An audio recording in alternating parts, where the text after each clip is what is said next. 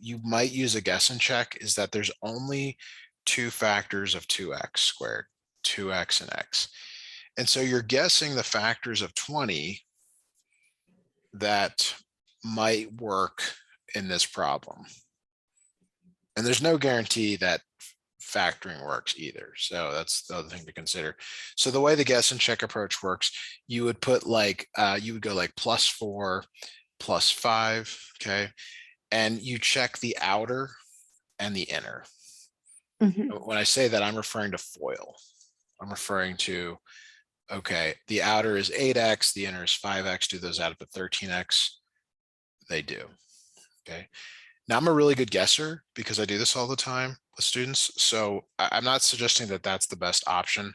Option number 2 is you take the 2 and the 20 and you multiply them together.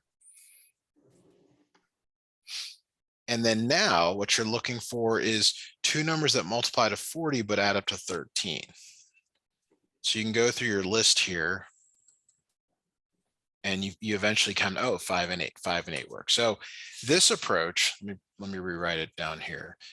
What this approach does is you take those that work, 5x, 13x is really 5x plus 8x.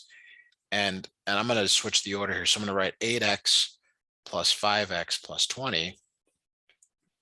These two add up to 13x, and then you factor by grouping. So you take the 2x squared and the 8x, and you figure out what's common between them. It's 2x, so it's x plus 4. And then you rewrite the x plus 4, and this you factor out a 5 from both of them. So I know that's a lot there. The second option tends to be what students learn, but option number 1 does work in certain cases. And then it's factor by grouping, so you actually factor twice. But you see you get the same thing as up here. Okay. Okay, and then you set them both equal to 0. And you solve. So 2x equals -5, x equals -5/2, x equals -4 over here.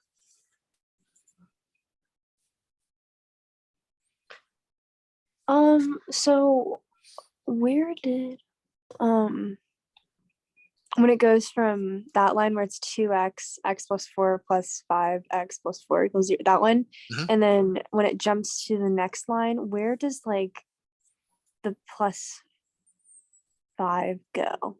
That's So kind of, so you're like, let me do this in the highlighted color here. So you're taking from here, you're taking an x plus 4 out, and you're taking an x plus 4 out. So it's like, well, what's left over? And what's left over? What's left over is the 2x and the 5, which goes here. Okay, so you like combine the like terms. Yes, kind of, yeah. Okay, if that helps you to remember it. So this is factor by grouping. You can also think of it as double factoring because you do it once and then you do it twice. And so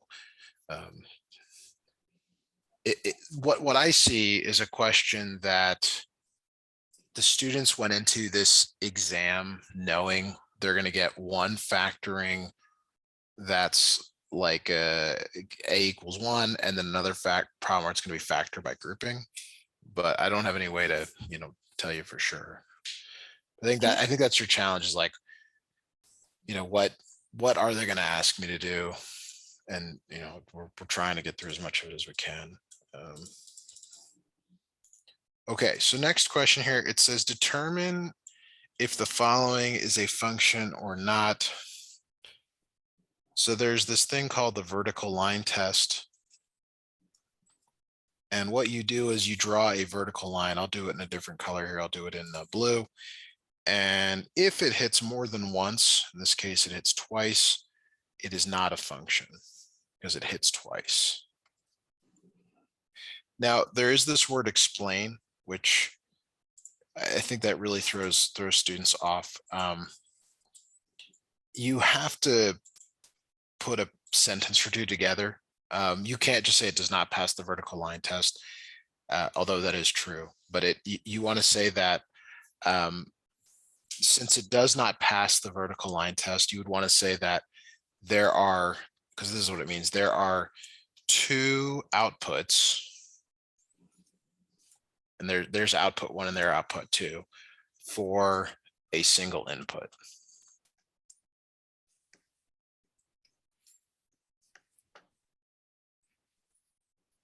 Okay. And so there's, I mean, there's some good analogies to that, but I think the best one is you go, you go up to the counter and you want to buy a coffee, and they tell you, it's $2 up here, and then the next time you go, they give you $2 for your coffee. And it's very confusing because it's like, which one is it? And we don't know. But it's something where there's two outcomes and you don't know which one it will be.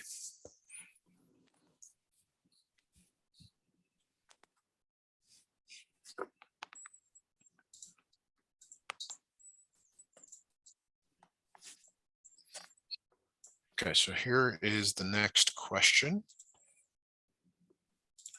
So this is kind of like your standardized test prep question. There's a lot of words here. When I read questions like this, I go right to the thing with the question mark to figure out what I'm being asked for. And and I actually, this is all great. It's not necessary. Okay. This is to like distract you, to make you think like, oh, it's really complicated. The average rate of change, AROC, as the instructors like to say, is f of b minus f of a over b minus a. It's essentially the slope formula. Okay, and they're telling you it's from 20 to 60 seconds. They're telling you use these values right here.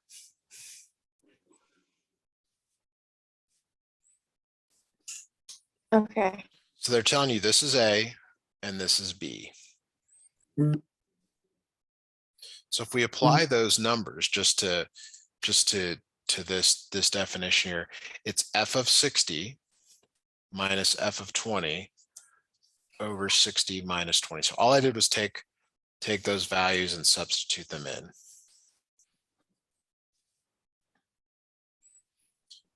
And you might be asking yourself, well, what is f of 60? Well, one is the input and one is the output.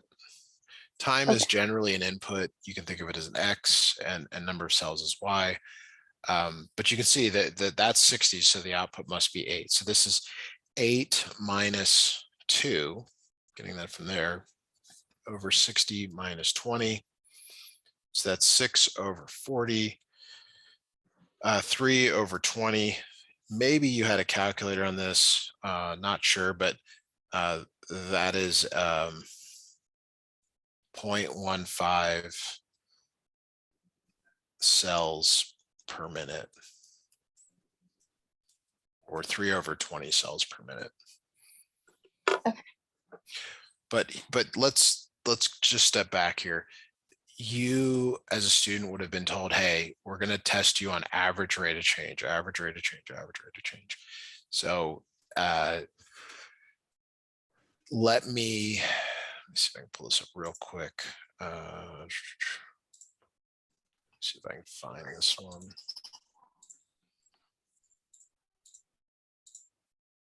Yeah, let me have you. So here, let me give you a question to try. Because it really doesn't matter what it is here, but let me have you try this. Let me have you find the average rate of change. I want you to find the average rate of change from, let's go 1 to 3 seconds.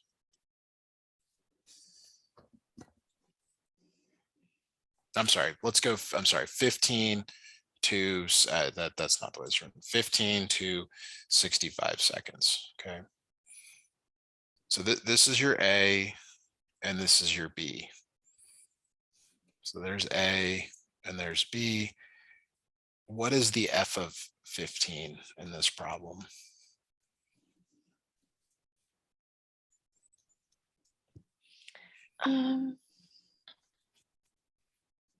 It's 175, it's the output. They always give you an input and an output.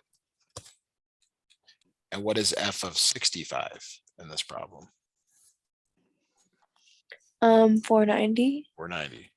So when they ask you for the average rate of change, if you can remember the formula, which, that is really all this question is about, you're just substituting these numbers in. 490 minus 175 over 65 minus 15.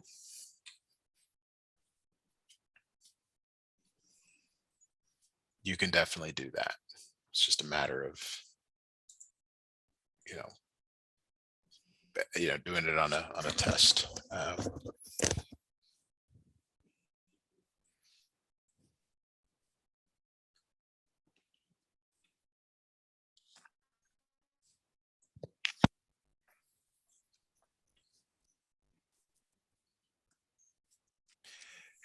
Any questions on average rate of change, this formula here?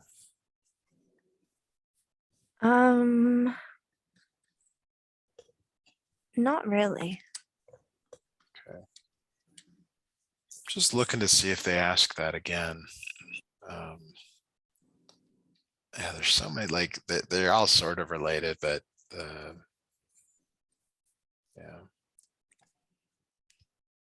I do not see another average rate of change problem, for whatever that's worth. Is this supposed to test what you learned in a previous class or the current class? I think it's supposed to test like what we did last year, but I had like a really bad teacher last year. Okay. Are you in pre-calculus this year? Yes. Okay, I see that. It's interesting. You're going to cover some of these things again in the class. Oh, okay. So some of it will get us help with. Okay. So here's the next question, and it really kind of a pretty tough question here. There's like a lot of things that go into this. If you had Desmos, you could just graph this and copy the graph down. But if you don't, if you have to do this by hand, it's really, really tough to do. The best way though is to make a table. Okay, and you make a table for each one. So we're going to make a table for this first function. Now it says that x is less than or equal to 1. So we're going to start there at 1. Now less than or equal to 1 means we're going left, 0, -1, -2. Now here's the thing. I don't know how far to tell you to go. Sometimes based on the shape of the graph, there's some information, but you should go at least 3 points there. And then your y is this 2 to the 3x minus 4.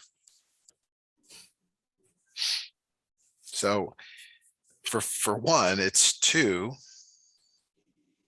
to the 3 times 1 power minus 4. So that's 2 cubed minus 4. 2 cubed is 8. 8 minus 4 is 4. So there's your first ordered pair, 1, 4. Okay. Now we do the same thing at 0. So y equals 2 to the 3 times 0 minus 4. 3 times 0 is 0, so it's 2 to the 0 minus 4. 2 to the 0 is 1. 1 minus 4 is minus 3. So there's our next point. It also helps to know the shape of this thing, and I'm not sure that you would know, or really any student would know. Just be like, oh yeah, it's this, until you have a really solid knowledge of it. We'll keep trying here. So it's y equals 2 to the 3 times minus 1 minus 4. 3 times minus 1 is 2 to the minus 3 power minus 4. 2 to the minus 3 is 1/8, or 1 over 2 cubed, 1/8 minus 4. So where is that? Well, it's really close to minus 4. It's just an 1/8 above it. But like in terms of like, what is it? It's minus 32 over 8. So it's minus 31 over 8. And so it's, here's minus 4. So it's right there. Okay. And so what maybe isn't clear, but if you were to study these exponential functions, 2 to the x, this is an exponential function. they always have a horizontal asymptote. And this is the horizontal asymptote, it's at -4. So what that does is it helps you to say, okay, it approaches this value like that. That's what it looks like. And it extends to the left forever, but it does stop right there. It stops right there because of this piece, the x less than or equal to 1. Okay. So How do you get your points for the graph? Oh wait, never mind. Okay. yeah, you get your x values from this part, and then you're just putting them in the equation, and then hopefully it works out something reasonable. Okay. So the next one's kind of the same. We're gonna do the same thing here. I'm actually gonna go, I apologize. This is the best way to do it. So it says that x is greater than 1. So you still want to try that point, even though it says it's not defined at 1, you still try it, because we're going to put an open circle there. 2 and then 3. And then it's like, well, how far do you go? I can't tell you until we do the problem to answer that, but you got to get your y value. So it's 2, absolute value 1 minus 3 plus 1. So absolute value 1 minus 3 is -2. Absolute value of -2 is 2. So 2 times 2 is 4 plus 1 is 5. So there's your first point, 1, 5, but it's an open circle. It's an open circle because it's x greater than 1, but all the rest are going to be closed circles. Okay. So at 2, it's 2, absolute value 2 minus 3 plus 1, which is 2, absolute value -1 plus 1. Absolute value -1 is 1, 2 times 1 is 2, plus 1 is 3. So we have 2, and then at 2, it's 3. There it is. At 3, y equals 2, absolute value 3 minus 3 plus 1. 3 minus 3 is 0. 2 times 0 is 0, plus 1 is 1. Okay, so there's our point there. Now this is the like, I mean, the instructors love this because you might think that it just goes down forever. Absolute value though is a v. It's a v. We talked about that in our SAT prep lessons. Where does it v? It v's at the 3. So you have to keep going with another point. Okay. So how to tell you to know that? I don't have a good answer. You should go far enough until you see the pattern, which you could say there's a pattern here. So you just got to be really careful here. If you knew you were going to get an absolute value, I would say, well, look where it v's, and that's kind of your takeoff point. 4 minus 3 is 1. 2 times 1 is 2, plus 1 is 3. So you'll see here that there's actually some symmetry. So at 5 is going to be like the 1. It's going to end up being 5 here, but let's work it out. So 5 minus 3 is 2. Absolute value is 2 is 2. 2 times 2 is 4. Plus 1 is 5. But you will see this symmetry here. Okay. And so this part does come down, it v's, and it does go on forever like that. And they are looking for the arrows when you do this. I know there's a lot there. I mean, I would feel really overwhelmed. Sometimes these diagnostics make you feel like you're already behind, which isn't the case, but try to limit, if you have any anxiety or uncertainty about this, it's just 1 week. There's plenty of weeks coming up in this class. And they do tend to give you more. As you work through a new unit, you're going to know what's going to be expected, not just a whole year's worth of information. So a bit more here. It's just a list all end behaviors. Should say end behaviors. I don't know why but so end behavior is you're answering questions like, sorry, I'm trying to get this framed right. As x goes to infinity, basically, what happens to the right, and then what happens to the left. So this one is to the right. You can think of this as going to the right. Mhm. So like what happens to y? How high up does this go? Where does this go? Positive infinity. Positive infinity, good. Okay. And then you do the same thing. You say as x goes to negative infinity, meaning to the left. Okay. Do you see how this approaches? This is y equals -4. That's what it approaches here. -4.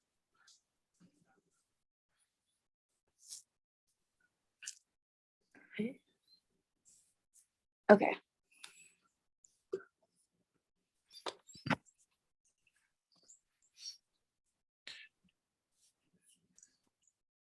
All right. So notice I'm looking at the answer key. If you were to look at the answer key on your own, you would notice that for like, for example, number 3, there's some words there that's they're going to read it and they're going to in their mind say, okay, the person understands or it doesn't. For this problem, the units are really important. And then for this other one here, they actually do a bit more. They talk about domain and range, things like that. I would maybe ask how you're supposed to know that because it's not here. They also talk about some increasing and decreasing stuff, but we'll see if we'll see if that happens. Okay, let's do we're gonna do number 2 on the next exam.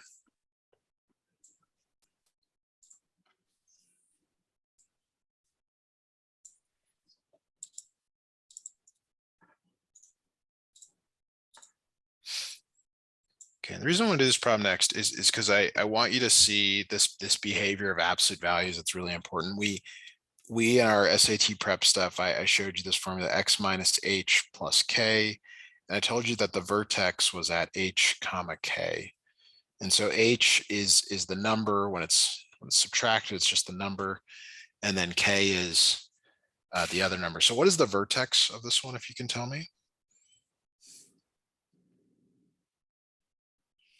The vertex is -3, -8. So because it's already subtracted, it's just that value of 3. It's So just it's 3. yeah, so it's at 3, 8, and that's important. It's important to know that the vertex is at 3, 8. That's a point that they're looking to see on the graph here. All right.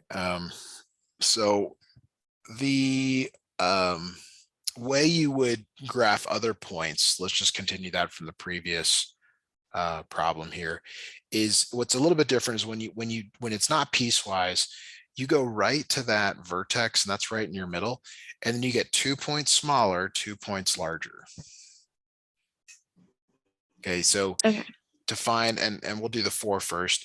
To find 4, you put 4 into this equation, and you get the y value. So could you do that for me? Could you put 4 in here for x, and let me know what the y value is?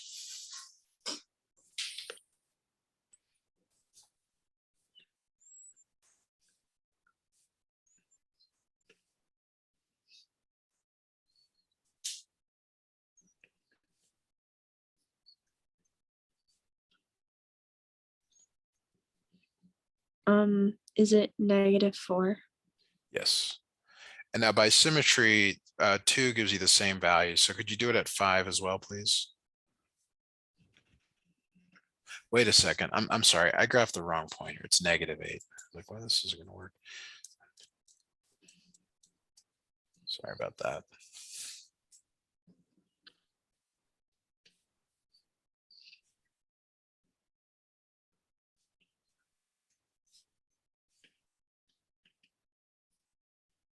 Um, 5 is 0. Yes.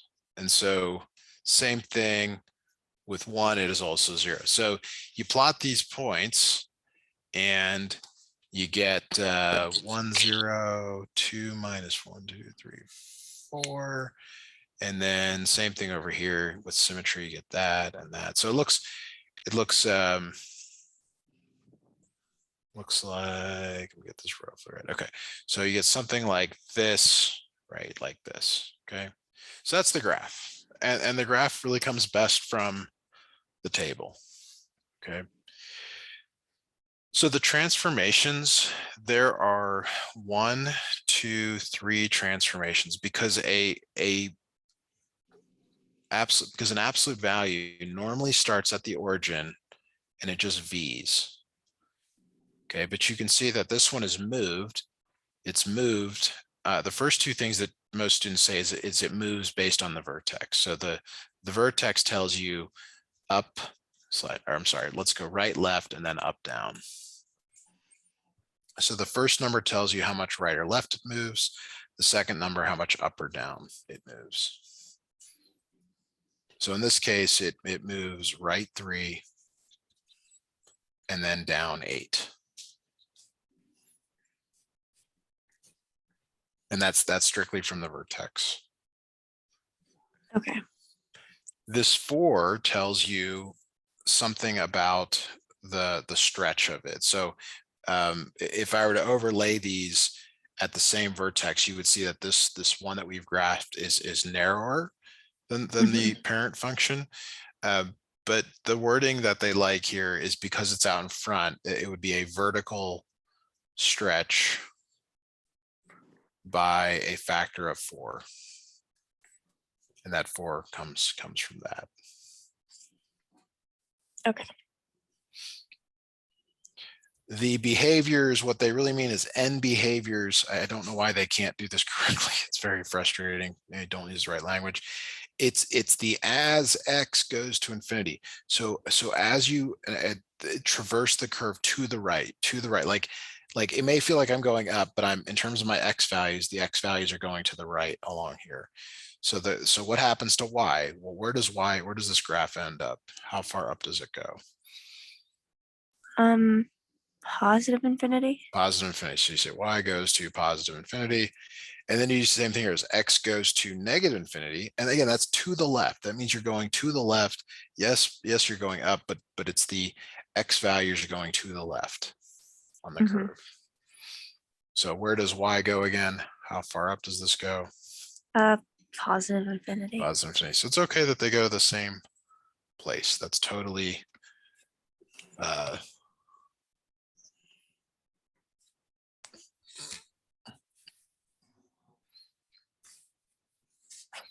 totally okay.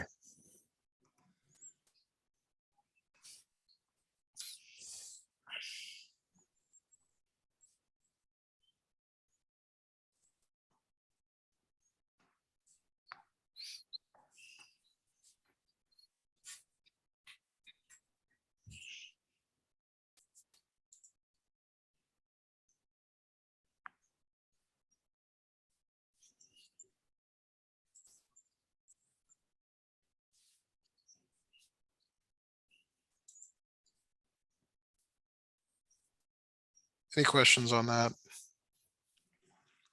No, not really. Okay. Let's just break this up and do a solve equation here. Okay, so here's a question from the same exam. To solve the following equation, there's a number on the left. We really want it equal 0, so you're going to subtract 5 from both sides. So you get 5x squared minus 4x minus 12 equals 0. So this type of equation can be solved probably by factoring. We hope it's factoring. You could guess and check because there's a 5, and 5 only has 2 factors, 5x and 1x. Okay. The other option is to multiply the 5 and the minus 12. So let's do that. Let's multiply 5 times minus 12. That's minus 60. And now what you're looking for are two numbers that multiply to minus 60 but add up to minus 4. So you can just go down the list here. Let's see here. So this one gets you to -6. Now, if you had written 10 and -6, that's 4, you would know to just switch the signs. Okay. So you do this because because you're trying to rewrite -4x. So -10x plus 6x is how you break it apart. And then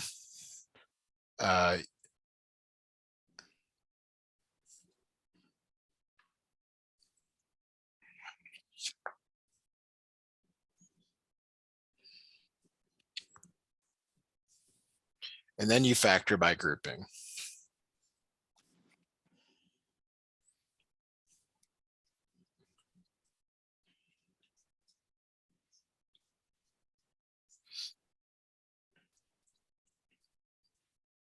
And then this was the part where I think you had asked me a couple of questions earlier. So once you get this part figured out, and the 6 is a little bit of a guess, you have to know that when you multiply and you get this, you now factor out the x minus 2 from both. So it's like x minus 2 out here, and then what's left over, the 5x plus 6 equals 0. Okay. You said each factor equal to 0. And x equals 2, and x equals minus.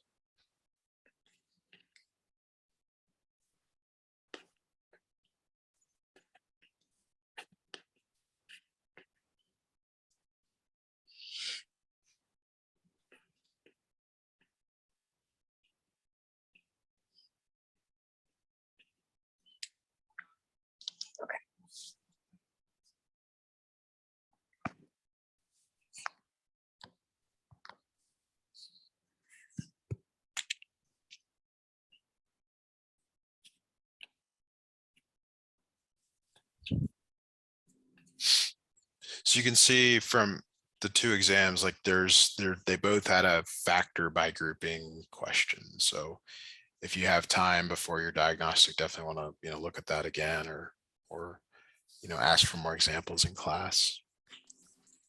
Okay. All right. I guess we'll do this this other problem here.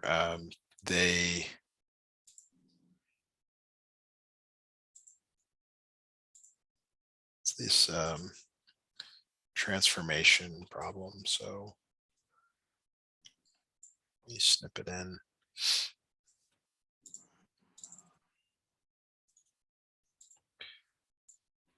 Okay, the function is graphed below. They're telling you here's h of x, it's graphed. When you see a function like this, and you see this a lot on college placement exams, once you actually get into college, they want you to test the math.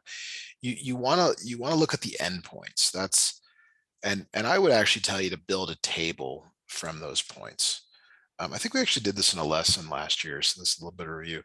So your XY pairs. So the first one is -3, -1. That's this one here, and then 0, 2, and then 2, -2, 4, -2. So there's those 4 points, and then when you have those, the transformations are easier because we're going to make a list of like what are the transformations. There's actually 3 transformations here. Okay, and the first one is this +2.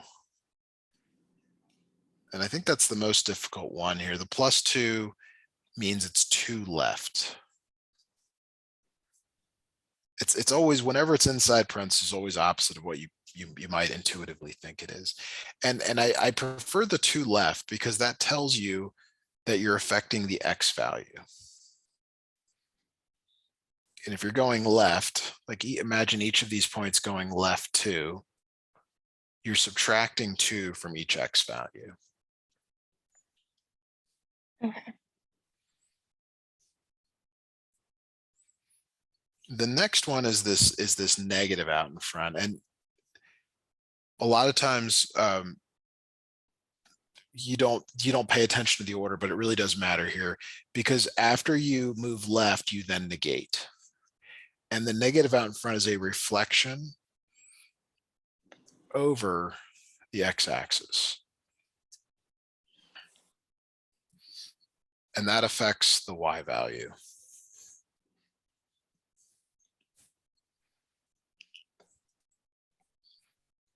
Okay. So what does it do to the y? It moves. So imagine I'll draw these blue points here. There's these new blue points. It takes the blue points and it reflects them over. So if they're below, they go above. It's a mirror. If they're above, they go below,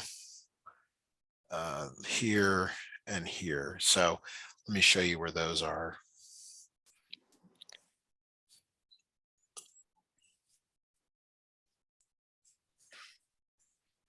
Okay, and then there's a lot going on. I mean, I probably should redraw this, but you can see that so far. And then the last one is this +1. The +1 is up 1, so up or 1 up. And that affects the y's. All the y's move up 1. So that moves up 1, that one moves up 1, that one moves up 1, that one moves up 1. They all move up 1. We ran out of colors here. Did I? I'll just go in black again. So what does that mean? It means here's your new graph. And I think that's confusing. I think it's actually easier to do each change with a table. And then we'll get the same points, but I think you'll like this approach better. So left 2 units only affects the x values. So the x values are all going to go left 2. So that's -5, -2, 0, and 2. Do you see how I went left 2 on all of these x values? Mm-hmm. The y values stay the same for now. Oops, they're ordered pairs, not vectors. The next one is reflection over the x-axis. So you saw me take a point and flip it, take a point and flip it. It changes just the y value. It switches signs. So the y values, only the y values, they switch. So -1 goes to 1, 2 goes to -2, -2 goes to +2, -2 goes to +2. The x values stay the same. And then our last transformation is going 1 unit up, and that only affects the y's. So each of these y values goes up by 1. So you're adding 1 to each y value.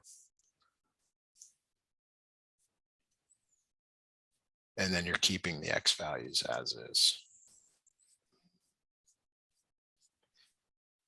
So it's totally up to you how you do this. There's 2 approaches. The first one is what most teachers probably want you to do. I think that there's a lot going on there. The other is to do the transformations in a table. If you can actually go right to the end, if you're comfortable with that, you can also just do them one at a time. They should give you the exact same output on the graph. Okay. Now, and that's the kind of question where when I look at the answer key from the instructor, you're not getting a lot of help on that. They just draw it, and that's not very helpful. So, yeah, but for some of the other ones, that there are good good questions there. So let's move to another problem here. We'll kind of stay in the same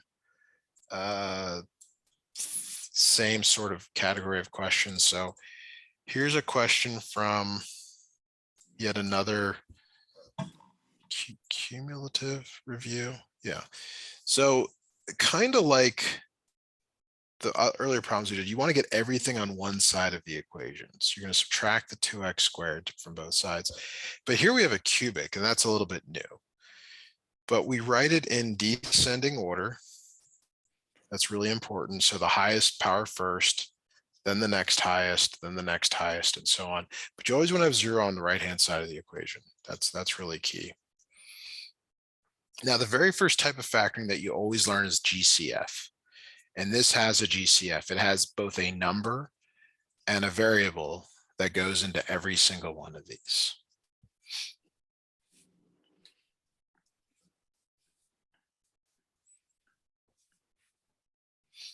Now finding the GCF, that takes some effort, but if you get it, you're dividing each of these by the GCF to get to this thing in parentheses. And so you could guess and check this, or you can take that 2 and that -28 and you multiply them together to get -56. And then this time you're looking for two numbers that multiply to -56 but add up to -1. It's the factor by grouping again. And again, that's gonna be your -8 and 7. I'm just kind of giving you the fast version of this. Okay, so again, factor by grouping, you look at these first two terms. There's a 2x that goes into both of them. You immediately rewrite the same thing, and then you put a +7 here. This 2x is still on the outside. Okay, so then you look at this x minus 4 is in both. So you say, okay, they both have an x minus 4, 2x plus 7. This 2x is on the outside. So the only difference between this and the earlier problems is you now just set all three of these equal to 0. The 2x equal to 0, x minus 4 equal to 0, 2x plus 7 equal to 0, and you solve them for x.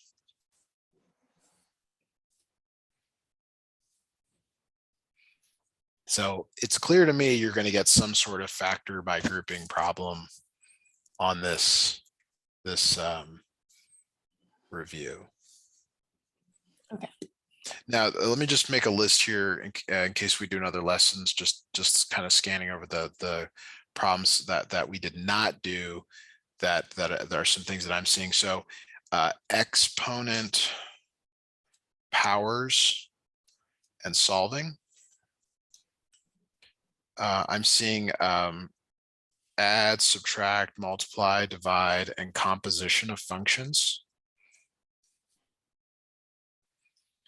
I'm also seeing, I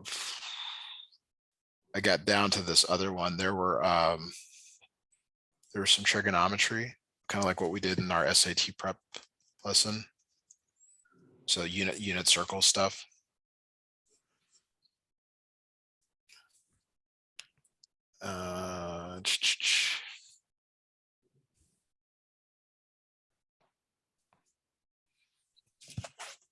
So we got some rational functions for graphing.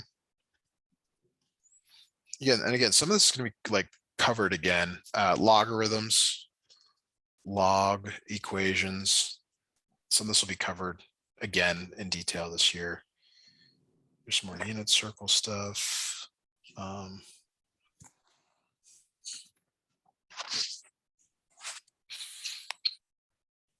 Yeah, that's what I see. So if you want to do more lessons on this, we absolutely can. Of course, get some help from your instructor. Maybe ask to do some of the problems that we did not do tonight, if you think that would help.